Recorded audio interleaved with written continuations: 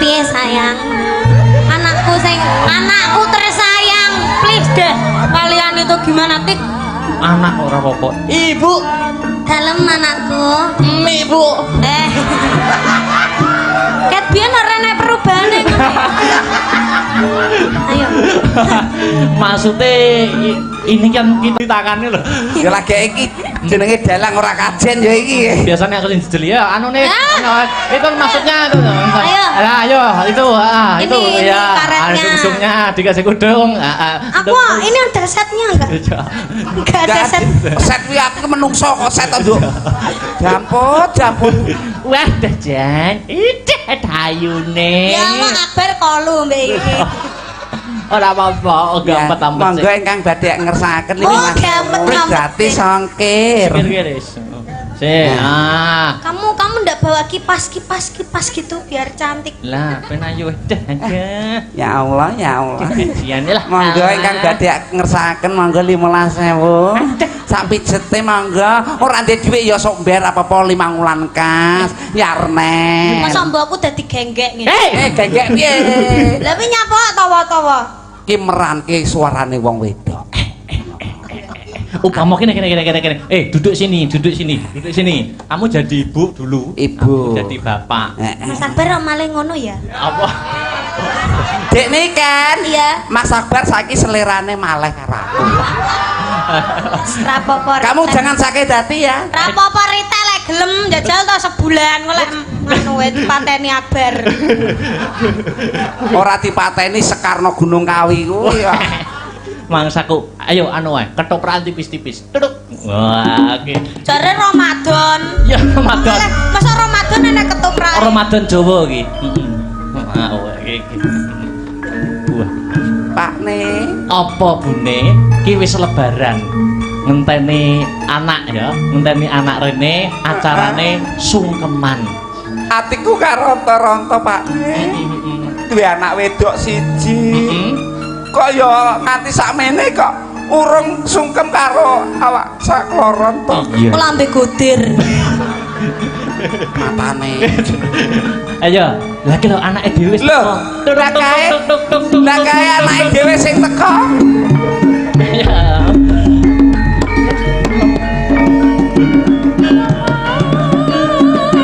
Londone kendone kendong.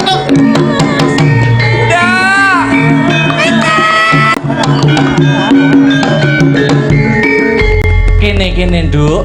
Aku to. No. Ayahku to. Aku dadi anake. Toprak gak tau payu yo ngene iki. Wis meneng iki su anu ki ketoprak anyar. Sungkem bapake dhisik Nduk, sungkem Iki bapak. pomone anake bar dolan terus mari ngono apa jenenge mara ndek omah. Iya. Iki pomone anake aku dolan sik ya Mas. Iya. Kok terus mari ngono mara ning omah ki omahe kan. Iya. Kita dolan sik ya. Saiki wayahe teko kok dolan sik. Bacok wong meko. Assalamualaikum Bunda Ayah. Waalaikumsalam. Minal izin Bapak izin mohon maaf lahir dan batin. Ning bapak sik. Aduh. Minal izin wal faizin. Mohon maaf lahir dan batin. Sepira gedene lupute Bapak. Muga-muga Bapak iso mlebu swarga. Iso malah nyedake wong tuwa. Ya ora kan doa terbaik. Ya, aku sing tuwa sing akeh lupute ya, Nok. Apane aku cah lanang ya to, mergo wanita itu selalu benar. Ya. Aku jaluk sing ngapura ya. Kok malah cogat ning. Ora iki bapak anak kok. Anak kok. Kok ngono? Sikut ngom. Bapak, Apa, Nduk? Bapak kan pernah salah sama aku. Iya. Jadi Bapak harusnya minta maaf sama aku. Iya. Kan aku enggak pernah salah. Oh iya. Cuk. Sini sungkem sini. Hei. Bapak Jan. Enggak asik. Iya kok gak asik ya. Wes salim bapake wes sungkem wes. Lho kok ndak dicium? Lho kok Kuwale. Sing nyium tangan kuwi. Nah,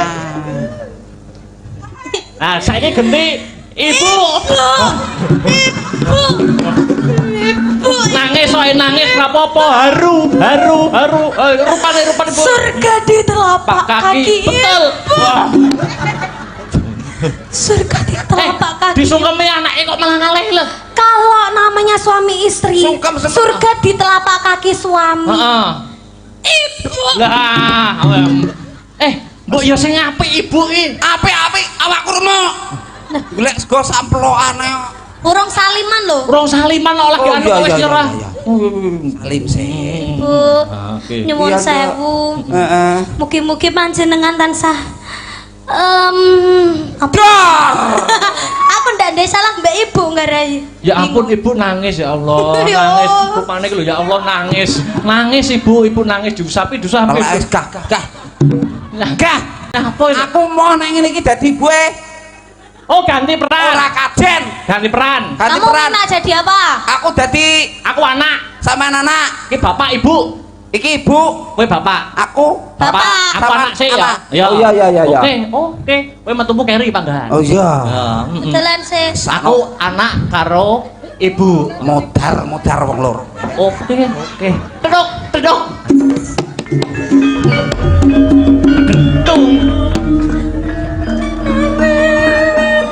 Bu. Piye sayang? Anakku tersayang. Please deh. Kalian itu gimana tik? Anak ora apa-apa. Ibu. Dalem anakku. Ibu.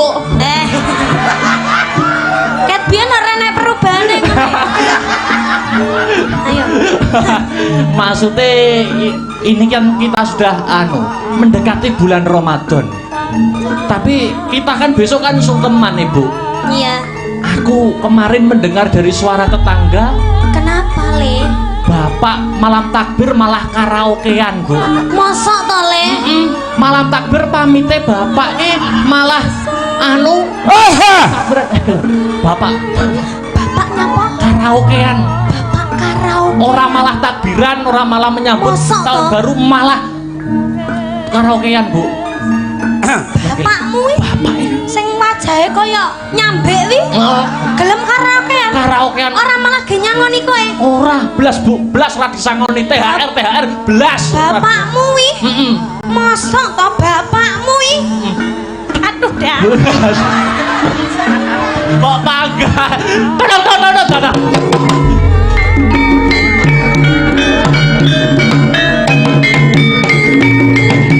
Aja nyebut jenenge Nikan Salindrek. Lah urung wajahmu remo le. Syukur pak we, mongko we mudar. Ule. Kowe wani ngancik omahku lek ra remo dasmu. Piye to, Lek Ki? rawe ngalih. Ha iki. Piye to ki? Ngalih. Takbiran. Riyo rene bapak ra apa-apa penting kowe bongkok. Bar. Takbiran. Hei. Apa? Bapak. Bapak opo? Ya toh. Bener toh? Bapak Opo? nyapa le bapak? Kerasa nyedek-nyedek aku tak utal dasmu. Karaokean karo LC katok sak mene-mene.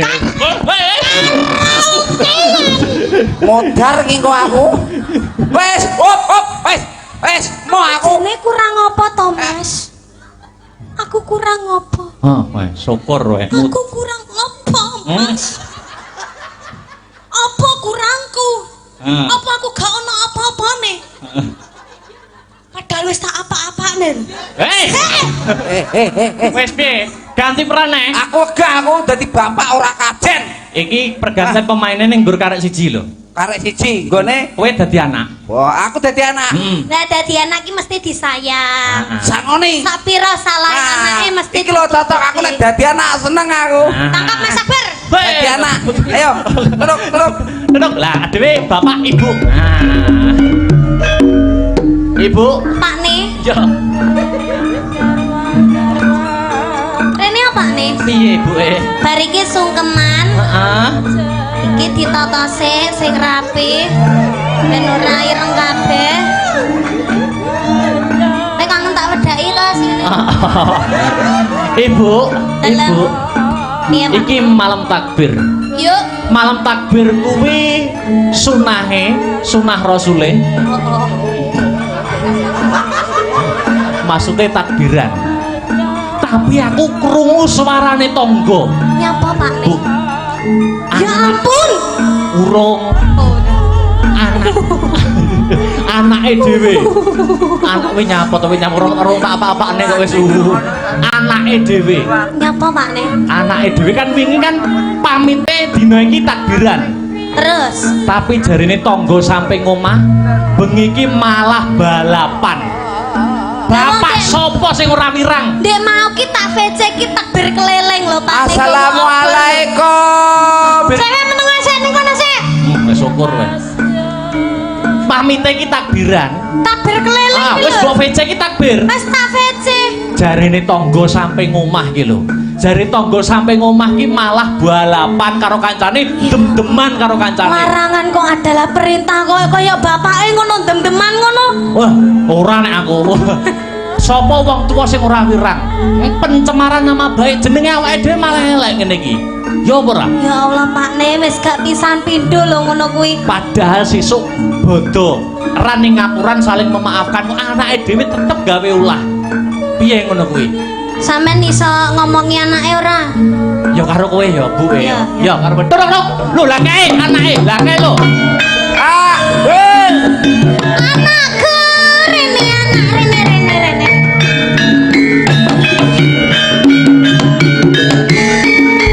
Kangen di. takbiran. Ngendi? Takbiran, Bu. Teko ngendi? Takbiran. Tepuk teko ndi? Takbir. Tekoni cangkeme kok moyang nanyi. Muter kowe.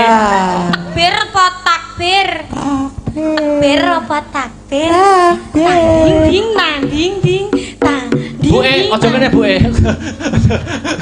Malah buke ngono. Aku takbiran lho, Bu. Atas sono Pak, atas sono Pak. Takbiran kok mripate abang. Takbiran kok matane abang. Lambene kok mambu. Nambene kok mambu naga. Aku ki Kok ngono. wajahe kaya naga ya kan. Nah yo Ah, bapakku yo naga. ngawur. Aku iki ula cilik. Piye? Kowe ngaku Kowe ora? ngaku apa tak sodet? Aku lho takbiran Aku apa tenan, tak Pak. dah? Takbiran apa mendem? Takbiran, Pak. Ya Allah, ya Allah. Maling nek rong bonyok, kuwi mesti rong gelem ngaku, Kowe takbiran apa takbiran? Iki sandale sapa iki? Selopku.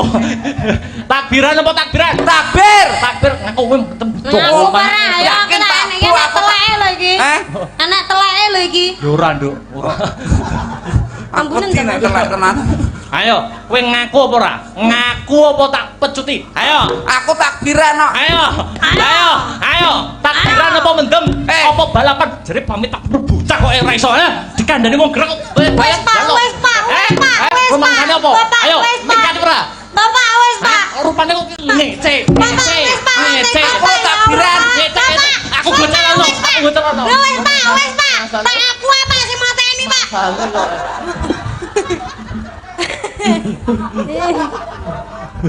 Walah bangetan ta ya. Ngene bojoku mentelomangan kayane, ya Allah, ya Allah. Piye? Mangko dindik gak bener, bapak ra bener, mak ra bener, anak ra bener. Dilanjut apa ora iki? Sungkemane dilanjut ora? Gak wis, gak. Nyapa? Ora sungkem-sungkem rata jaran aku. Lah nyapa? Ah, gelem diterusne yo, gelem kok awakku. Iya. Kok marah-marah toh? Kuwi lho. Piye iki namanya tidak profesional Tidak kerja? lah. Kuwi lho. Gimana sih? Profesional sih profesional, tapi ini awak saya remek, gepui. Rumangsa. Aku arep males karo dalange sing opahe kono. Sampai aku kurang ajar mulai ra bayaran. Saiki sampean dadi apa? Wis entek Dadi apa? Aku wis gak dadi-dadian gak pateken aku. Dadi gareng. Dadi gareng. Topine digosek to, topine digosek ben Heeh, nek ngono malah ora kaya gareng. ben ra kaya Power Kuwi lho Rangers. jane rinjinge sapa kuwi jane iso digawa ning dhuwur panggung kuwi lho. Bah rinjinge nggon rias mau. Mawur ngene tuan rumah barang mbok gawa. Ora, ono kok. Tasih sapa kuwi? Tase simer-simer. Tak ki ngadai sandal lumayan. Topine digosek to, topine gareng lho. Heeh. Dikerencet sik. Ngono. Walah, alah kaya ayu-ayuwon mangsamu. Kowe iki kaya penyanyi rock ngono kae. Dis karo rambutnya di apa? Diore, dijambak. Diore terus dijambak. Ayo. Wah, kuwi kok nyambut gawe rong ngantek anu suwi kok wis rupane celonengan ki lho. Ora perkara kuwi lho diobo-obo awakmu karo niken iki. Ya ora ya sepurane ya Pak De, sepurane. Sampeyan kasine iki ganteng. Lho. Lahir batine apik. Estu niki. Iki lho seksine. Awak dhewe iki ketemu ya rapisan pindho ning wis peng 5 ya ta. Peng 6 iki. Sampeyan ki tak akoni apik. Apik. Wong cilikmu biyen jembluk sing ngomong aku, Nduk. Nggih, astu Mas. Oh, nggih ta? Nate didusi kalih niki nggih riyen. Lho, dileblebne ning jeding, dilebleb. Menengo sik, menengo. Dileblebne ning jeding Mas anggitmu Mas ya Allah Mas disiksa Mas. Kok kejemen to? Kok kejemen lho. Mosok cah cilik lho Mas dileblebne to Mas. Ning padahal awak kowe panas lho Mas. Dileblebne ning jeding ngono kuwi. Niken. Ya Allah kok. Niken. Bareng gedhe ngene iki ya.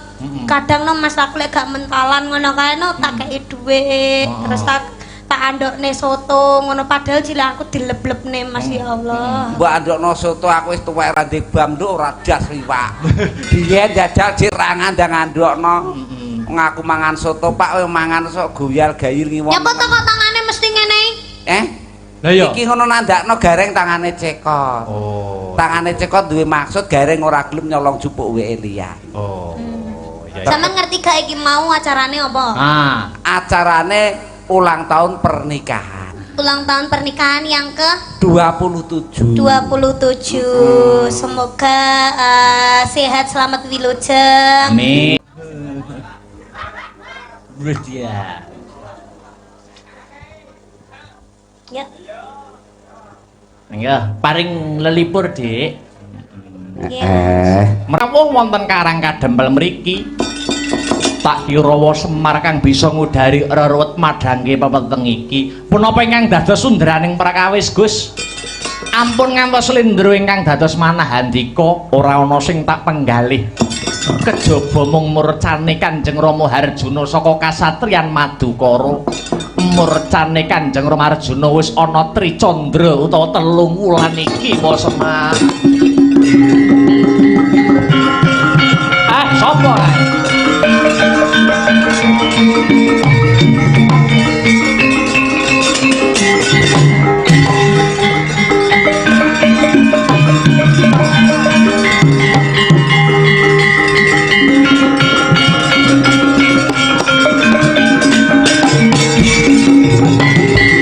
Petruk kang wis bali ana Praja Ngamarta. Iya, Mo. Niki kula sawang Ndara Abimanyu. Iya Petruk, bekti kula katur nggih Den. Iya Petruk wis ndak tampa. Kepiye? Kepiye asile kowe saka negara Ngamarta antuk gawe apa ora? Ngene ya Pak. Sak tekaku ana si tinggil Praja Amarta iki mau jebule kedhisikan karo rawuh sinuwuning Mandura Prabu Baladewa. Kang sarimbit karo Patih Ngastina ya kuwi Patih Sengkuni. Lah tinemune Sinuwun Prabu Baladewa yen duwe perlu kang padha ya kuwi nyilih wujude jimat Jamus Kalimasada. Wekasane dadi geger nganti dipisah kelawan Ndara Werkudara sak rampunge dipisah. Ndara Puntadewa nyusul njuk ngendika isine pangandikan sapa wae bakal disili wujuding jimat Jamus Kalimasada yen bisa mujudi kembang sing jenenge Sekar Jati Wasesa. Kabeh mau wangsit sing ditampa dening Prabu Puntadewa, Pak.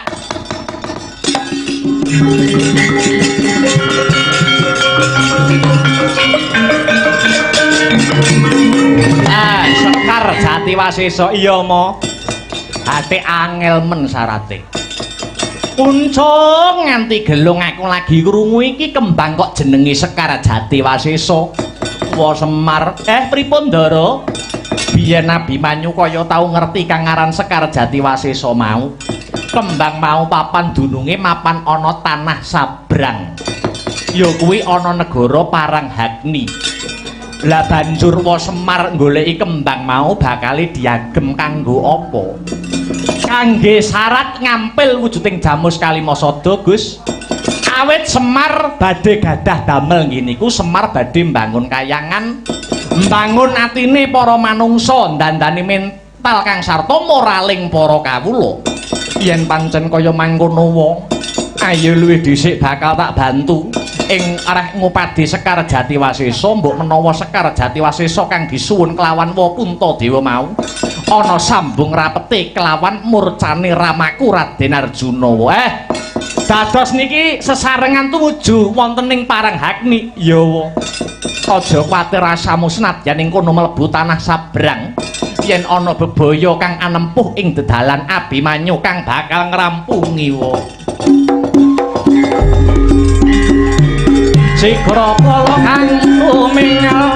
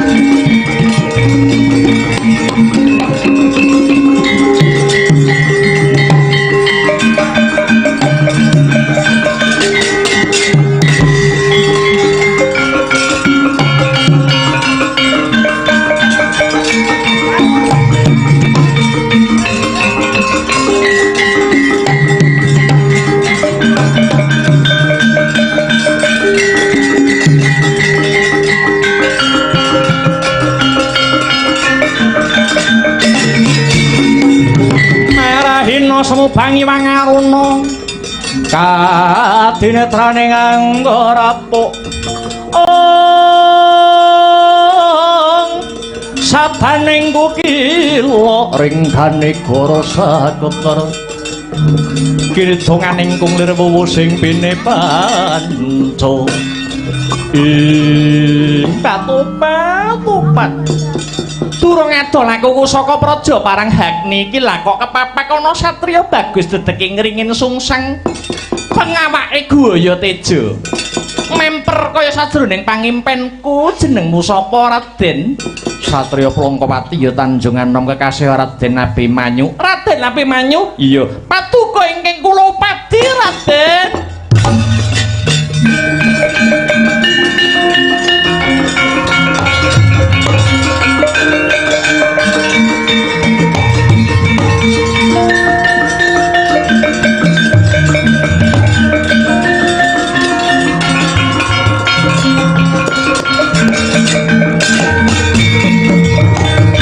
Sira sing tuk ing arum ilining memanis hamleber mring kang cipta ding kowe goleki Abimanyu muni nggih Raden bares mawon rinten pantaraning dalu kula tansah kimpenan wewayangan handika Raden Abimanyu kula pasrah jiwa raga dumateng paduka Raden keparenga kula suwita dumateng Raden Abimanyu. Kok ya ana ya, Gong. Wong wedok ngelamar wong lanang dhisik niki. Ayo nek ora ngrumangsani lho. Dara Abimanyu priyayine bagus sing wedok rupane mringis. Piring kesampluk teklek, raine gluwing sikile mlethek kuwi. Kusik to. Kowe kuwi jenengmu sapa lan saka ngendi pinangkamu? Kula mijil saking praja Paranghagni. Dene wewangi kula Pandahana Sari Raden saka Paranghagni lakar kasinggihan. Bebana punapa ingkang kedah kula wujudi badhe kula sembadani Raden. Paduka nyuwun menapa waton saged sesandingan kaliyan Raden Abimanyu punapa kemawon badhe kula wujudi. Aku ora butuh Mas Picis Raja Brana nanging aku mung nyuwun pitukon wujude Sekar Jatiwasesa. manut kabar kang sumebar pawarta kang marata Sekar Jati Wasesa mapane ana negaramu Paranghagni leres dawuh handika Raden paduka ngrasakaken Sekar Jati Wasesa iya aku mung nyuwun kuwi Daunasari Sumangga kula kanthi wonten negari kula Paranghagni paduka Raden kula aturi methik piyambak Raden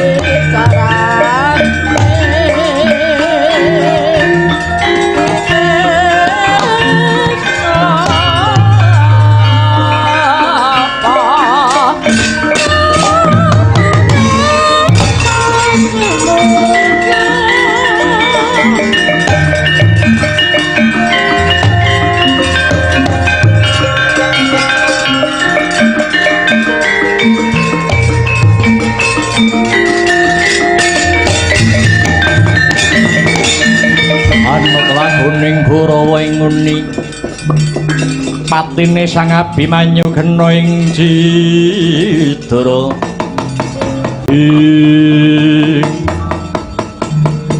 Wa Semar iki wis tekan ana jroning praja Paranghagni sarta wis antuk palilah methik wujuding Sekar Jati Wasesa kadose kula sawang nggih tenginggil nika sing diarani Sekar Jati Wasesa iya Wa Semar yen wis kelakon ndak pedhik wujuding Sekar enggal-enggal lumayu bae saka papan kene aja nganti Abimanyu rabi kelawan Daunasari kang baku Sekar Jati Wasesa wis diantuk kinarya syarat Wa Semar bakal ngampil wujuding Jamus Kalimasada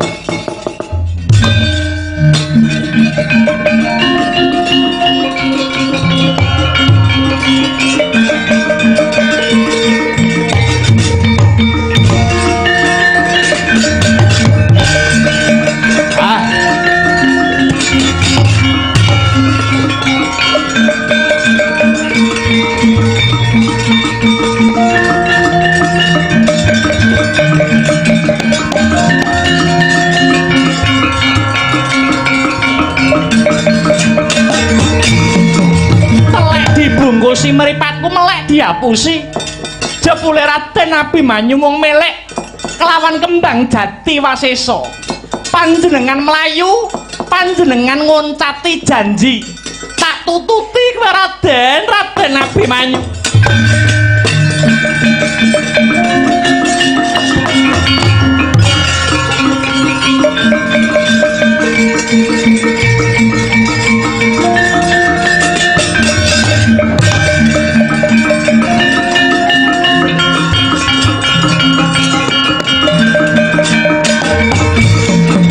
Antya ingkang winuwus Prabu Gorodana ingkang ngupadi mentare kang rayi Daunasari yen Cinandra gumricik swarane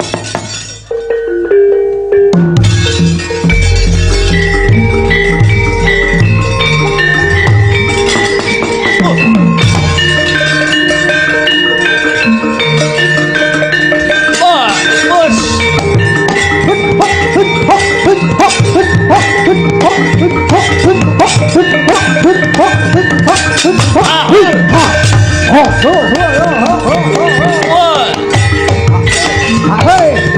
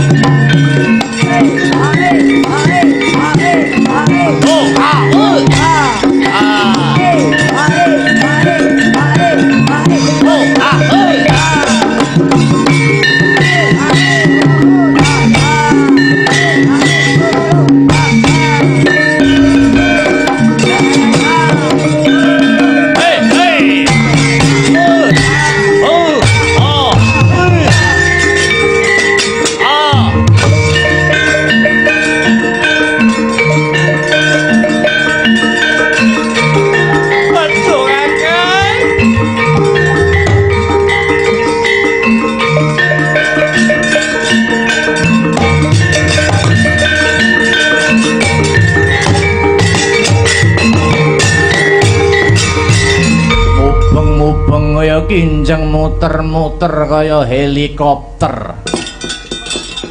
Anggonku goleki kowe taono sari. Waduh, kedrawasan Kakang, kedrawasan. Kedrawasan piye? Aku wis kelakon ketemu kelawan momani ing kalbu ya kuwi Raden Abimanyu. Sekawit Raden Abimanyu gelem nampa katresnaning Daonasari nanging kudu nganggo pitukon wujude Sekar Jatiwasesa. Satemah Raden Abimanyu tak kanthi ana praja Paranghagni. Bareng Sekar Jatiwasesa wis dipethik karo Abimanyu. Abimanyu tinggal gelanggang colong playu. Raden Abimanyu tega karo aku Kakang piye?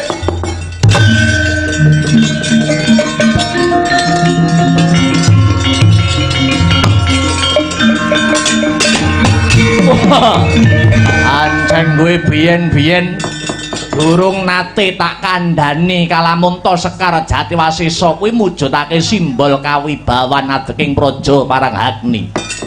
Yen Sekar Jatiwasesa kuwi mau ilang tegese uga wis ilang kekuwung lan kasektene praja Paranghagni.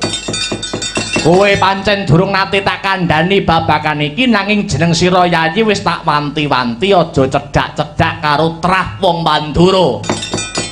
Apa maneh duwe gegayuhan sambung asmara kelawan tedhak turun Mandura. Sega wis dadi bubur. Digetunana ya ora arep ngowahi kahanan. Yen lakon wis kaya mangkene kepiye munggo becike Kakang tak oyake Abimanyu. Wani nyolong kembang Jatiwasesa padha karo nantang perang karo wong Paranghagni bedah negara Ngamarta.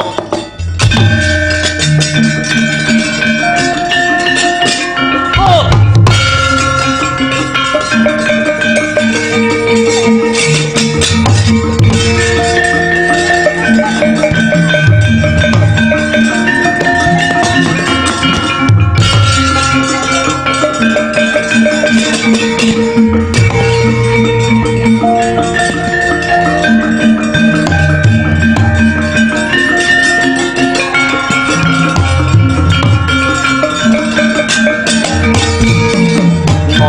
Kresna nangandika duh Yayi Prabu Hayuwa sungkaweng tias ing lonjong mimis lampahipun melar mingkus napasipun menika Koko Prabu ing Mandura. Iya Kresna wonten wigatos ingkang pundi kok sajakipun nggih aku bantunen ya Kresna aku bantunen.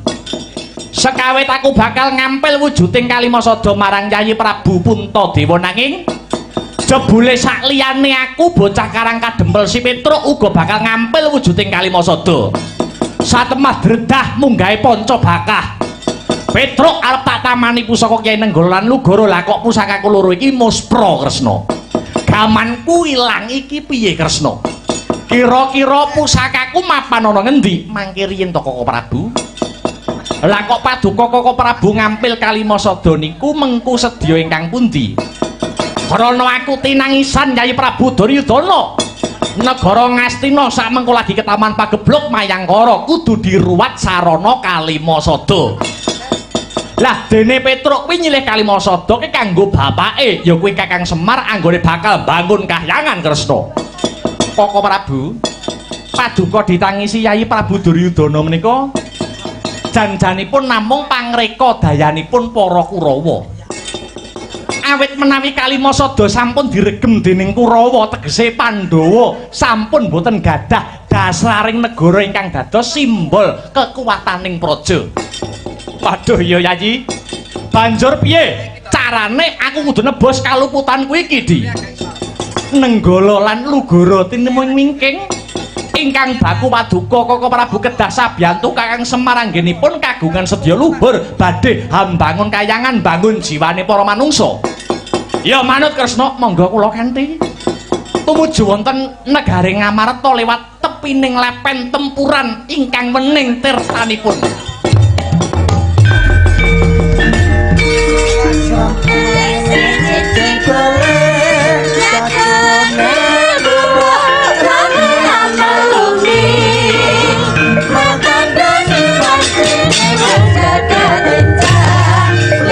Panjalina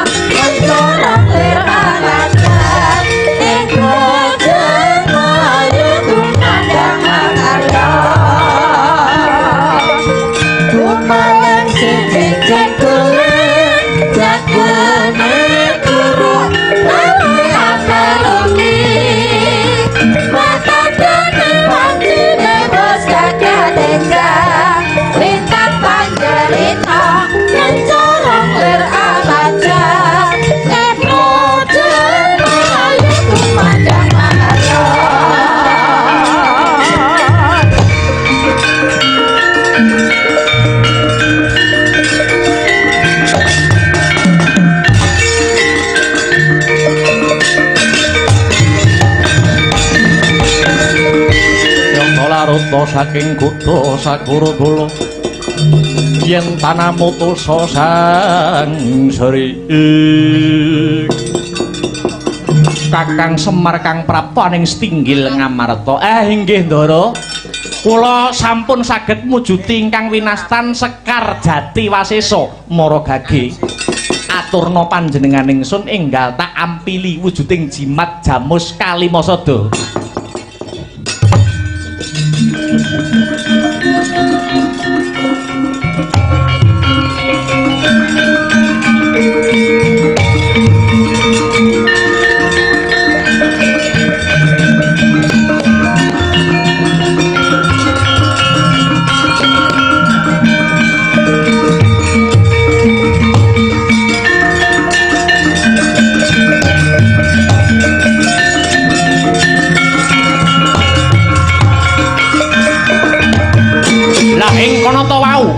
Nalika Sekar Jati Wasesa sinandhingaken pustaka Jamus Kalimasada ana kaelokaning jagat Sekar Jati Wasesa badhar sejatining wujud Raden Arjuna.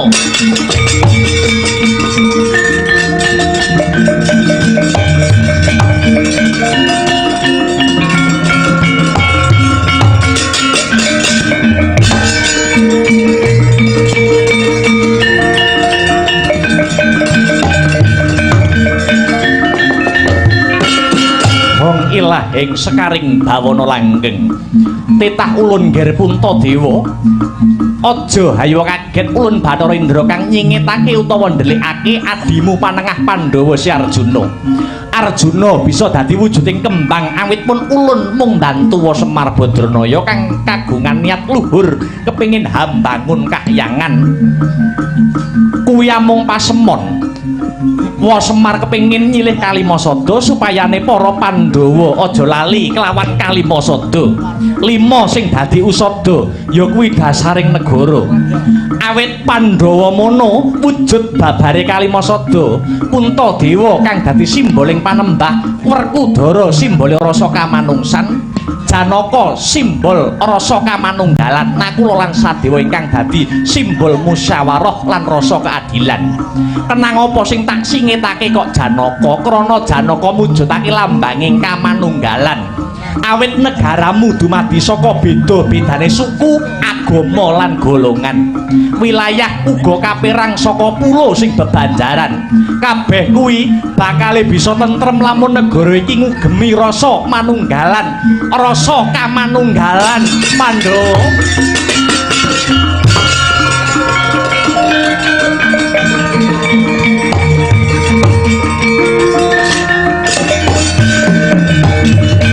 Janaka kang wis timbul. Nun inggih Koko Prabu. Kula dipun utus kaliyan Bathara Indra salin wujud dados Sekar Jati Wasesa ing sedya bebantu Kakang Semar anggenipun badhe hambangun kayangan. Syukur seketi jumurung. Sinuwun Punta, Semar badhe garis ngandhapi menapa ingkang dados ature Bathara Indra. Janjane kula niki nggih mboten badhe ngampil wujuding Kalimasada kok Ndara. Kula ngampil Kalimasada niku namung damel pancatan kula mbangun kahyangan ngemutaken dhateng Sentana Praja ampun ngantos supe dhateng Kalimasada utawi dasaring negara. Punika kedah digondheli sing kenceng supayane negarane tetep tentrem, kawulane tetep ayem Gus geger Jawi.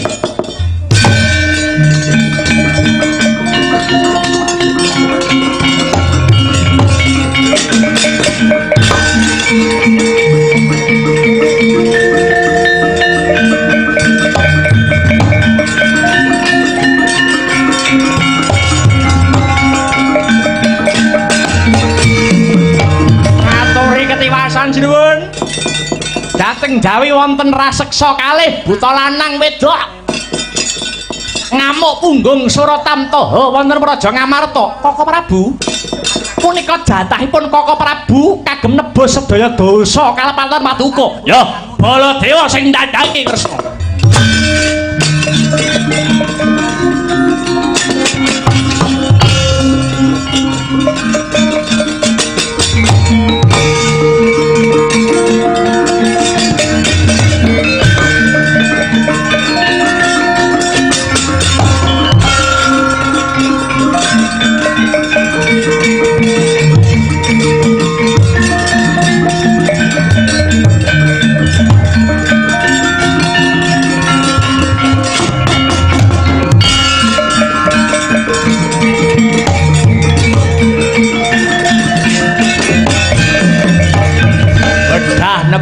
Ngamarta.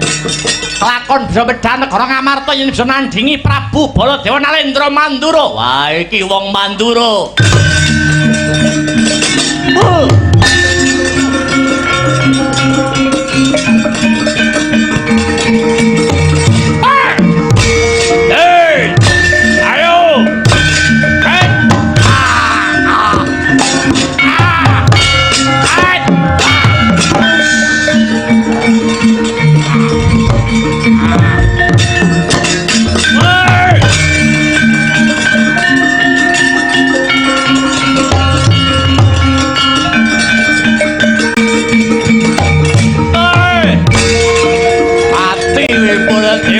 Ratu Mandura.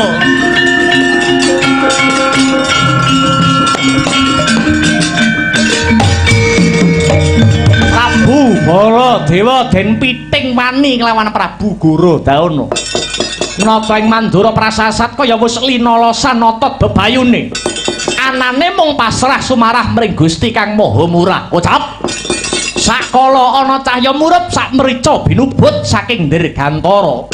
Ponang cahya babar geni kang manghalat-halat angobar Sang Gorodana lan Dahana Sari. Ya badar sejatining wujud pusaka Kyai Nenggala lan Lugara.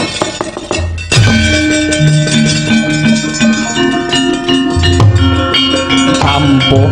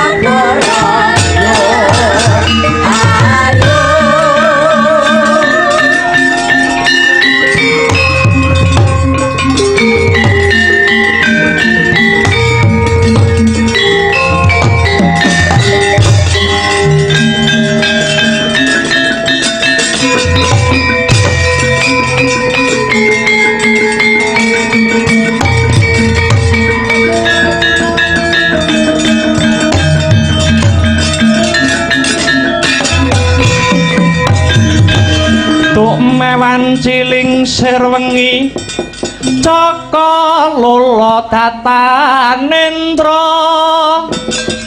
mlundung ijening amben banget ngonira nalangsa kaya den pinilara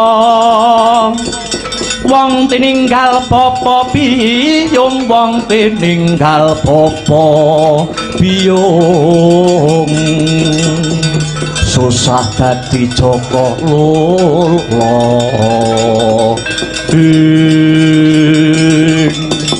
Rama Pukulun Bathara Brahma ingkang tumedhak hamrepegi keng putra Baladewa.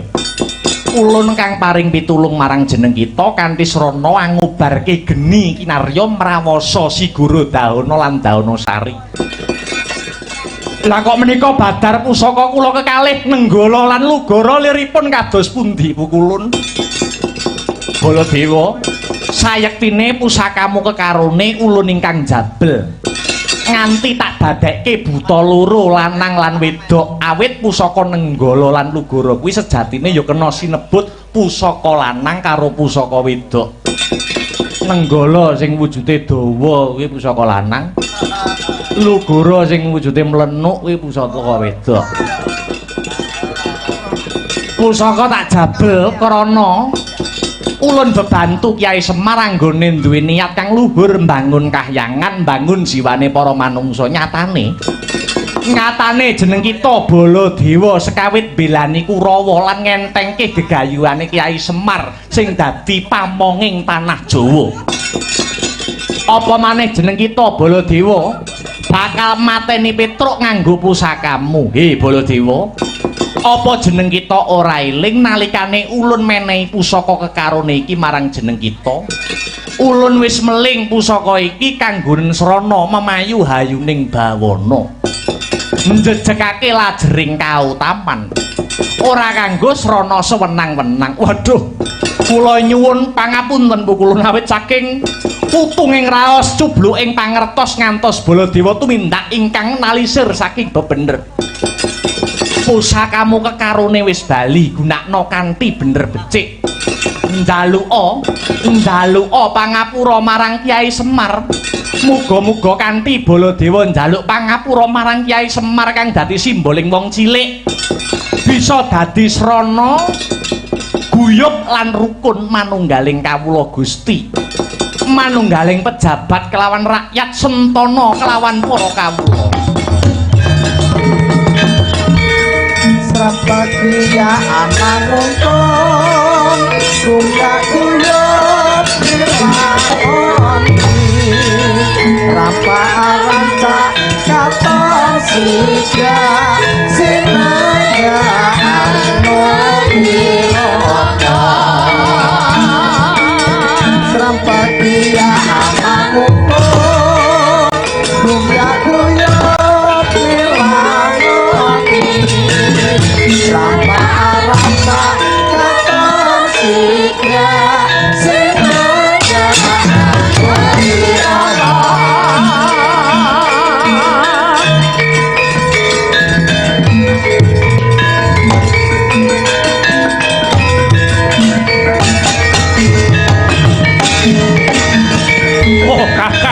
Baladewa sing luput pranyata luhur gegayuhanmu Kyai Semar. Astabrata